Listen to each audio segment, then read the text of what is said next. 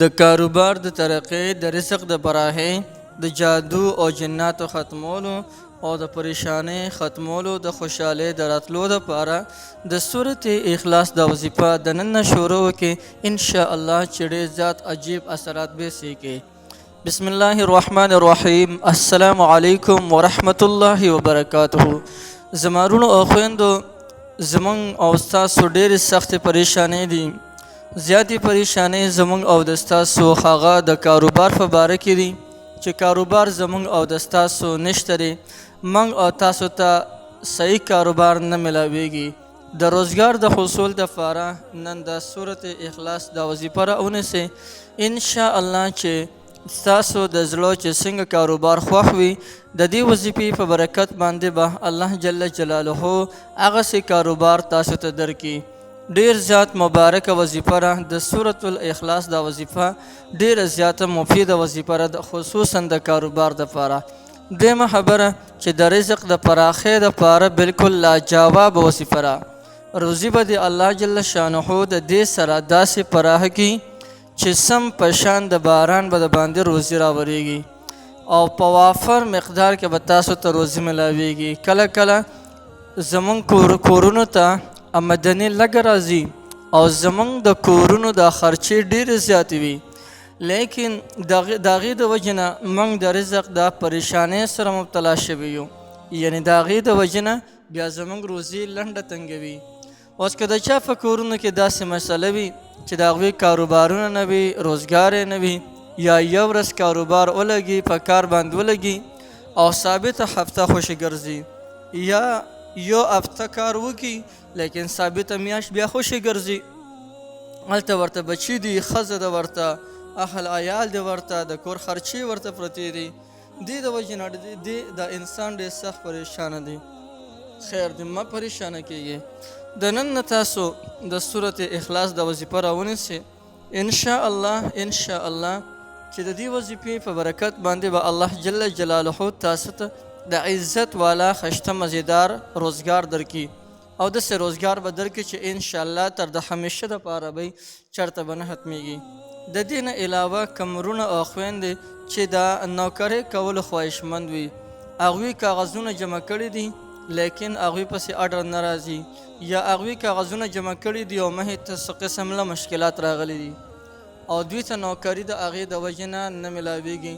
نه که د غرونه او خویندې هم دا وظیفه د سورې اخلاص د وظیفه شروع وکړي انشاءالله چې ډېر ژر به په نوکرۍ باندې ولګي.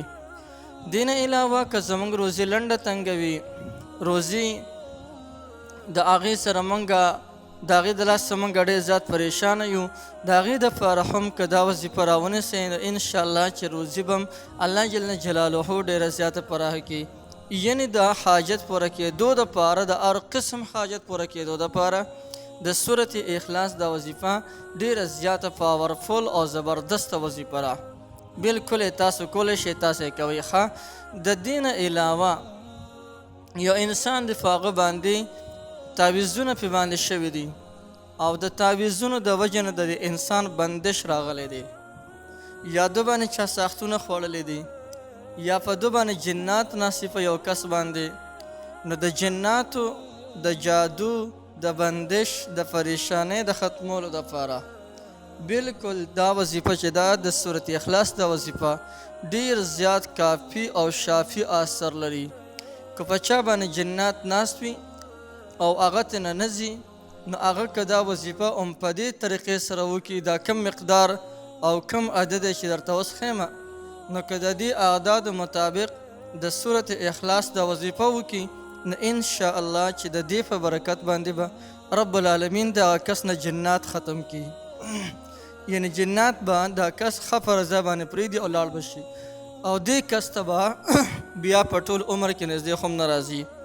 یا په یو کس باندې جادو شوی دی، تعویض پې شوی دی او هغه د هغې د وجې نه بندونه ټولې لارې هر څه بندي او بعضې ملګري وایي داسې یم چې لکه چاسم بند په بند باندې تړلی یم. نه که چا باندې تعویض شوي، جادو شوي، هغه انسان هم که د صورت اخلاص دا وظیفه راونیسي نو انشاءالله چې هغه جادو او تعویضونه ساختونه دغه ټول هر څه به بیکاره شي. په دې صورت کې دومره لوی پاور دی. بله خبره چې کم انسان دا وظیفه روزانه په پابندۍ سره کوي نو الله جل جلاله به د دې انسان تمام واړه ګناهونه معاف کړي. واړه ګناهونه چې په تمام زندګۍ کې هر څونه کړي وي الله جل جلاله به د تمام ګناهونه معاف کړي. نو ډېر زیات د دې نه علاوه نور هم ډېر زیات فضایل دي، خو په دې خبره باندې برته ختمه کړم چې د هر قسم حاجت دپاره ستاسو هر قسم حاجت وي نو د هر قسم حاجت دپاره بلکل تاسو د سورت اخلاص د وظیفه رانیوی شي. انشاءالله انشاءالله چې هر قسم حاجت به الله جل جلاله د ستاسو پوره کړي.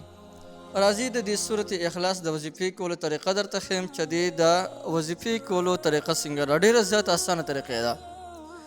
د ټولو اول دې سره 15 واړه وخته مونځ په پابندۍ سره پکار دی. کوشش کوئ پابندۍ سره 15 واړه وخته مونځ کوئ. بیا د هغې نه علاوه چې کلم د سحر مونځ وکړئ، د سحر د مونځ نه پس به 501 کرت 501 کرت به سورت اخلاص وظیفه کې، یعنی سورت اخلاص به ووایئ. سورت اخلاص وی قل هو الله احد الله الصمد لم یلد ولم یولد ولم یکن له کفوا احد. دې سورت ته سورت اخلاص وی. او بیا چې کله د ماښام او یا د ماسخوتن منځو کې نو 501 کرت به بیا سورت اخلاص وی او د خپل حاجت دپاره به لاس پورته کې، یا الله زما د پلانکې حاجت دی او دا حاجت راله پوره کې. د خپل حاجت دپاره بیا لاس پورته کولی شئ تاسو. او که یو انسان ته د سحر او د ماښام یا د ماسخوتن د مانځه نه پس د دې وظیفې کول ګراني نو هغه له بیا پکار دی چې د ماسخوتن په ټیم کې یا د سحر په ټیم کې یا د شپې په ټیم کې، یعنی کم یو وخت چې د سره فارغي هغه وخت دی ولا مقرر کړي او بیا د په یو ناسته باندې د قبلې طرف ته مخ وي ده او په یو ناسته باندې دی 1002 کرته 1002 مرتبه، یعنی 1002 کرته دی سورت اخلاص وی. مخکې وروسته درې کرته درود شریف وی، بیا 1002 کرته دی سورت الاخلاص وظیفه کوي. نو دا وظیفه دغه رنګ روزانه پابندۍ سره کوي انشاءالله انشاءالله چې د دې وظیفې په برکت سره به یو خدا پیدا بشي. که دا انسان بیروزګاره وي نو الله جل شانه به باروزګاره کی، یعنی د عزت والا مزیدار روزګار به ورته رب العالمین ورکی. او که د دې انسان روزي لنډه تنګه وي نو الله جل جلاله به روزي پراخه کی. او که د انسان باندې جادو شوي، چا پې تعویض کړي یا په دې انسان باندې جنات ناستي یا نور څه بندش وي نو انشاءالله چې د دې وظیفې په برکت باندې به الله جل شانه دغه تمام رکاوټونه ختم کړي. نو یو ډېره زبردسته وظیفه مې درته وښوله. بلکل د قرآن مجید یو ډېر مبارک صورت دی، نو بلکل تاسو کولی شئ. تاسو ټولو ته د دې مکمل اجازه شته دی، هر څوک د دې نه مکمل فایده اخیستلی شي.